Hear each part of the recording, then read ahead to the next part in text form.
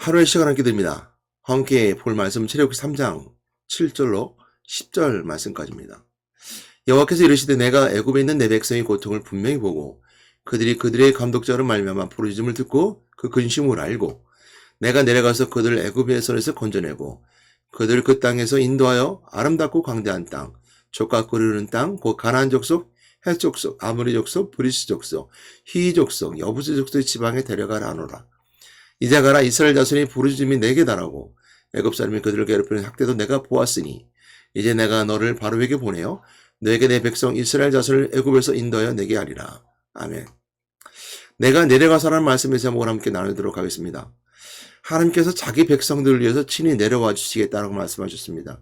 그 이유는 뭐냐면 그들의 하나님께서 백성의 고통을 분명히 보았다 그랬습니다. 어디에서? 애굽에 있는 지금 그 자기의 백성들이 고통을 분명히 보고 그들의 감독자로, 그러니까 애굽에 있는 이스라엘 백성들이 애굽에서 노예로 있을 때 그들의 감독자로 말하면 부르짖는 것을 듣고 그 근심을 알고 했습니다. 하나님께서는 이처럼 자기 백성을 위해서 친히 내려와 주시겠다고 말씀하셨는데 그들의 부르짖음과 고통과 근심을 알기 때문에 내려와겠다라고 말씀하고 있습니다. 그들이 애굽에 있던 이스라엘 백성이고요. 애굽에 있던 이스라엘 백성들은 430년 동안 애굽에서 노예 생활을 했었습니다. 그러므로 그들은 그들의 감독자 애굽의 사람들에 의해서 감독당하며 고통당했었습니다. 그리고 부르짖어 기도했던 것처럼 그들은 간절한 마음이 있었습니다. 그들이 하나님, 이스라엘 백성들 하나님을 430년 동안 붙잡고 있었던 거죠. 여러분, 놀라운 은혜는 바로 그곳에 있습니다. 430년의 시간 동안에서 이스라엘 백성들은 부르짖고 있었던 거죠. 하나님, 자신들의 하나님, 자기들의 하나님, 우리를 주인 삼아주시고 우리의 왕이 되어주시고 그들의 앞길을 열어주시며 자신들의 죄를 용서해 주실 그 왕이신 그리스도 하나님을 바라고 부르짖고 있었던 거죠. 그들을 구원할 자, 그들의 고통과 아픔을 아는 자, 근심을 아는 자들을 그들에서 430년 동안 그들은 부르짖고 있었던 걸 알게 됩니다. 애굽에 된 배경은요.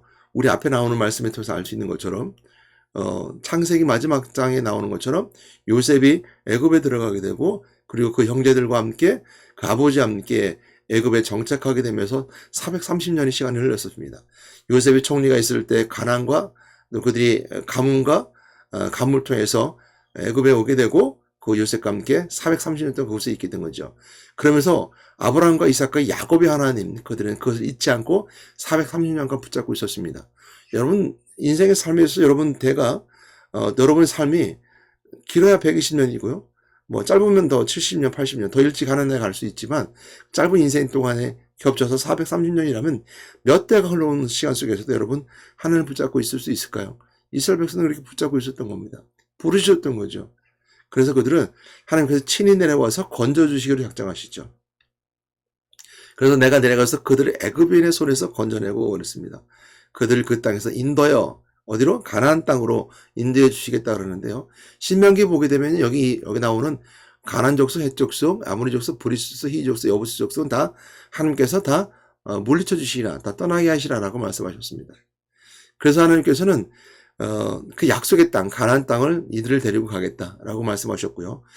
이제까지 이스라엘 백성들에게 나의 백성이 되고라고 말씀 속에 있었던 그 백성, 내가 아브라함과 이삭과 야곱에게 주셨던 하나님, 그 약속의 하나님의 말씀에 따라 그 약속의 땅을 약속해 주시게 되는데요. 그것이 바로 가나안 땅이었던 거죠. 오늘날 하나님께서는 친히 우리에게 내려오셨던 말씀에 따라 애굽의 이스라엘 백성들에게 애굽에서 건져내기 위해서 오셨던 것처럼 오늘날 동일하게도 우리에게도 약속의 하나님 우리에게 오셨는데요. 친히 하나님께서 이 땅에 내려오셨습니다. 그것이 우리를 위해서 내려오시게 됐는데 자기 백성, 하나님 백성을 위해서 내려오셨습니다. 그런 근본 하나님과 본체시나 하나님과 동등됨을 취할 것을 여기지 아니하시고 오히려 종의 몸에 가져서 사람의 형체로 이 땅에 오심을 통해서 그것이 바로 예수 그리스도라라고 말씀을 통해서 그는 하나님과 근본 본체시나 하나님과 동등됨을 것을 취하지 아니하시고 사람의 모양으로 나타나서 종의 형체로 이 땅에 오셨다라고 말씀하셨습니다. 그것이 곧 예수 그리스도입니다. 그러니까 하나님께서는 자기 백성을 사랑하셨고 구원하시기 위해서 부르심을 듣고 그 고통을 알고 그 근심을 알기 때문에 내려오셨다고 말씀하셨고, 그것이 바로 오늘날 우리에게 동일하게 적용되었습니다. 우리에게는 동일하게 천국이라고 하는 가나안 땅, 천국이라고 하는 약속의 땅을 우리에게 약속해 주셨고, 예수 그리스도 믿는 모든 믿음의 자녀들은 하나님의 백성이 되며 하나님의 자녀가 되며 하나님 나라를 상속받을 수 있는 그것이 바로 영생을 살을 수 있는 천국이라는 것을 우리가 오늘 본문 말씀을 통해서 알게 됩니다. 그럼을 통해서 우리가 오늘 모세가 사명을 받고 그 애굽에 가게 된 장면이 바로 이제 9절 10절에 나오게 되는데요. 이제 가라. 이스라엘 자손의 부르짖음을 내게 달하고 애굽 사람이 그들을 괴롭힌 학대를 내가 보았으니 이제 내가 너를 바로에게 보내어 너에게 내 백성 이스라엘 자손을 애굽에서 인도해내게 하리라. 라고 말씀처럼 오늘날 믿음의 사람들 먼저 된 나라를 통해서 오늘 세상 가운데 보내시게 됩니다. 하나님의 직접 인간의 삶 속에 내려오심을 통해서 실체가 되셔서 성육신하신 그리스도 통해서 우리가 누구든지 하나님 만나게 되었고요. 하나님 만난 자들은 우리가 죄 이름을 깨닫게 되고 회개하고 죄 용서받는 은혜 앞에 나오게 됩니다.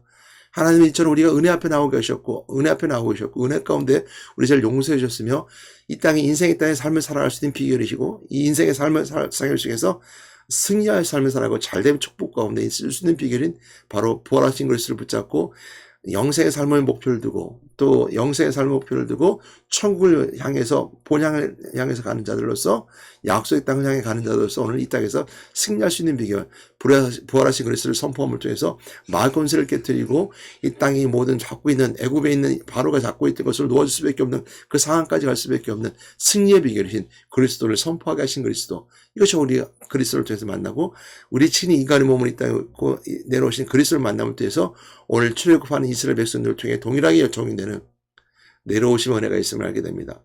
여러분들의 아픔과 고통을 알게 됩니다.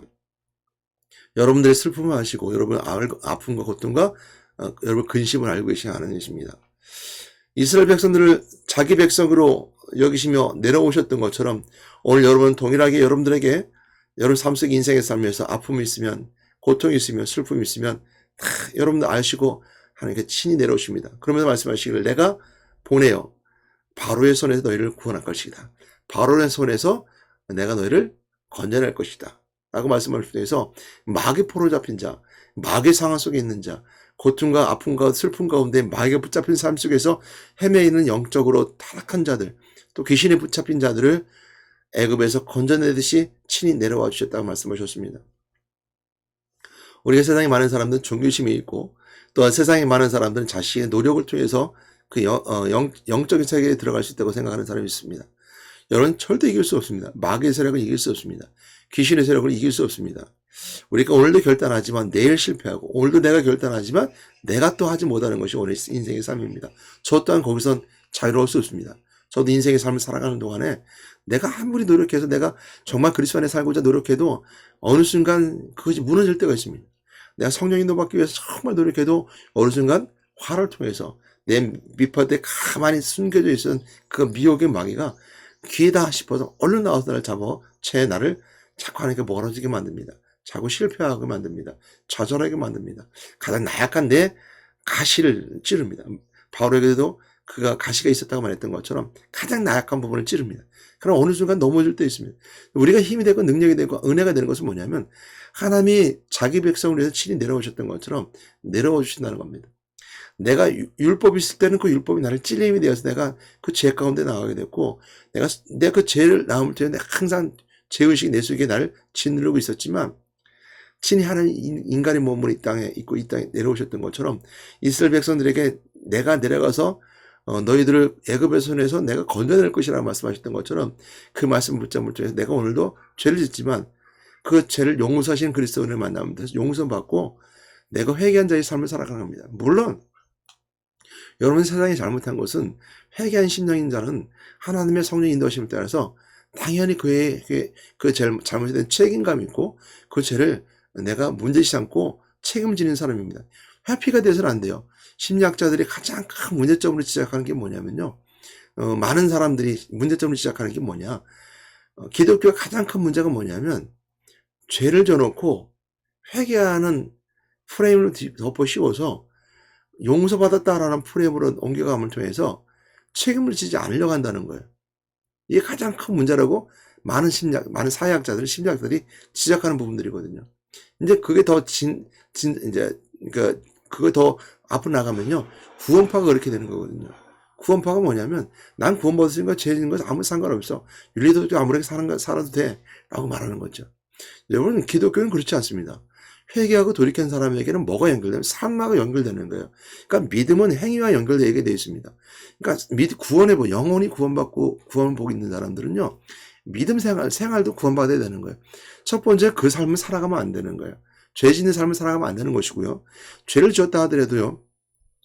회개하여 돌이켜 영혼은 구원받았고 용서는 받았지만 용서는 받은 자로서 그 책임을 다하는 거예요.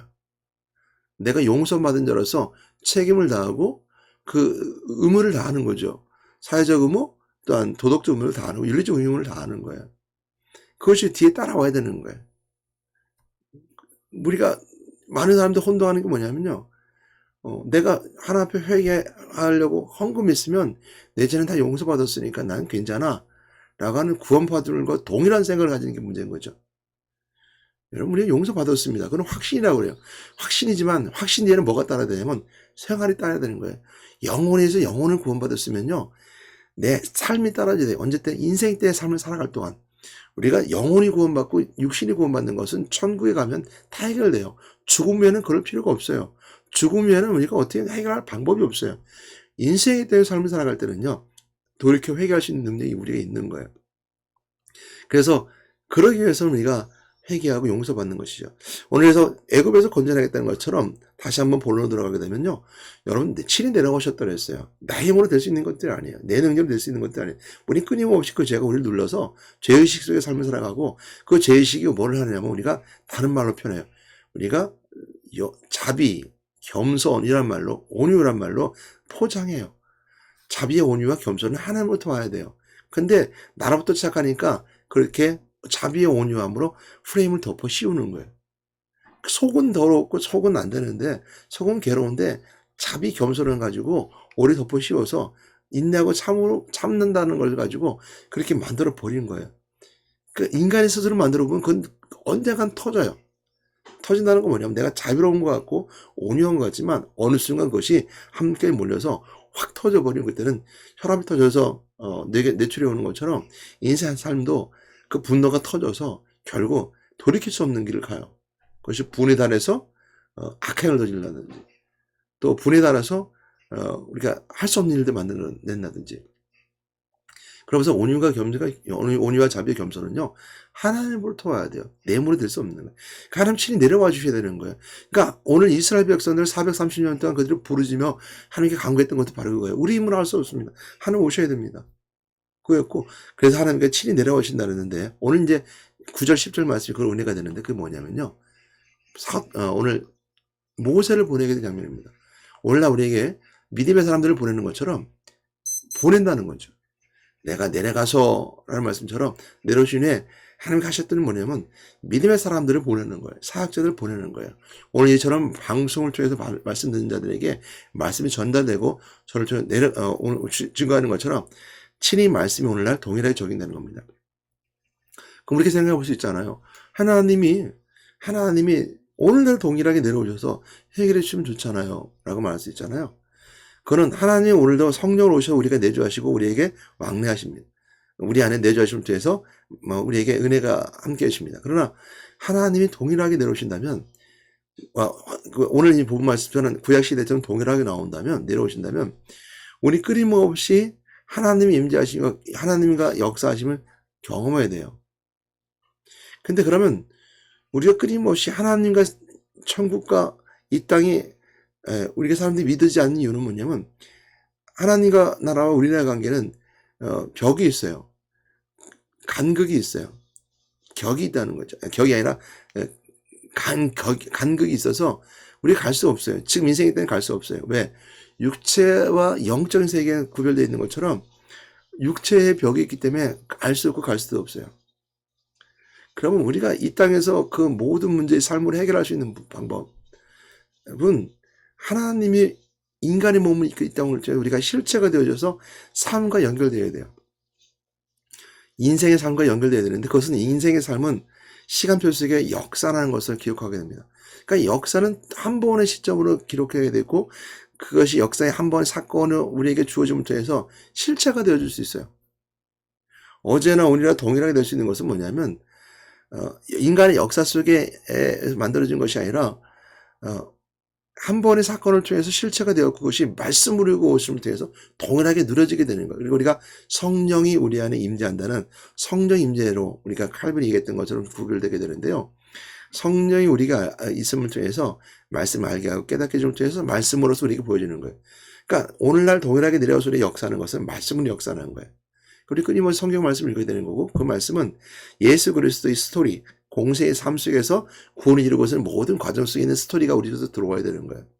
단편 한 부분만 들어오는 것이 아니라 하나님이 처음부터 계획하셨던 사건 그리고 마지막 심판대에 오게 되며 보시겠다고 하는 그 약속에 따라 붙잡은 자들에게 마지막 심판대에 쓰지 않고 새하늘과 새 땅을 우리에게 주신 약속에 하나님의 계획과 심속을 발견하게 되고 하나님 인간이 머무는 이 땅에 오심을 통해서 공생의 그 또한 그 모든 하나님이신 것을 증거하셨던 귀신을 쫓아내고 병든 자를 취하시며 또 제자들에게 끊임없이 말씀하시고 내가 이제 죽고 다시 살아날 것을 증거하셨던 그 모든 말씀 속에 증거됐던 모든 말씀 속에 그 모든 스토리 또한 십자가 죽으시고 부활하신까지 모든 제자들의 증언된 삶이 기록되어 있는 말씀이 우리에게 동일하게 단편이 우리에게 주어지는 것이 아니라 그 모든 스토리가 역사 속에 우리 속에 들어옴으로 해서 실체가 되어지는 것들이에요. 그러니까 우리가 예수 그리스도를 믿는다 그런다면 그 믿음은 다 그 모든 믿음 속에 그 모든 인생의 역사 속에 역사성이 들어오는 거예요. 스토리가 들어오는 거예요. 구원을 하시고자 하나님의 여정, 구원의 서정이 우리 속에 들어오는 거예요.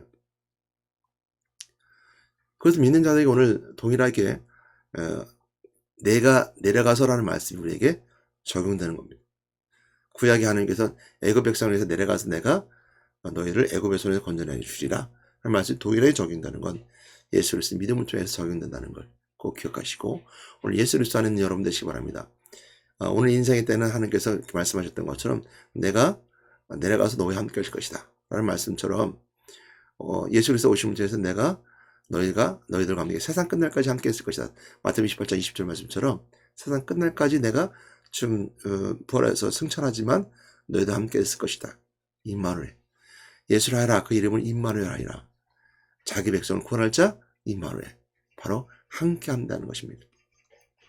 여러분 인생의 동반자 반려견이 여러분이 옆에 있다면 여러분 삶의 동반자 예수를 세가 임마누엘 은혜를 안다면 반려견이 주는 위로보다 더 큰 위로를 받을 것이고 내가 갈 수 없는 것도 먼저 알려줘 갈 수 있는 선견자의 지식이 있을 것이고 과거를 들이켜 내가 용서받을 수 있는 이 땅의 모든 것을 청산할 수 갈 수 있는 내 죄를 용서받을 수 있는 내가 예수를 통해서 말미암은 걸 알으시고 그 예수를 항상 나와 함께 계신다는 걸 꼭 기억하시면 통해서 임마누엘을 누리시는 원하는 삶이 되시기를 주님의 이름으로 부탁드리고 축복합니다. 기도하겠습니다. 하나님 감사합니다. 오늘 저희도 붙잡으셔서 오늘도 기도하게 하신 하나님 감사합니다.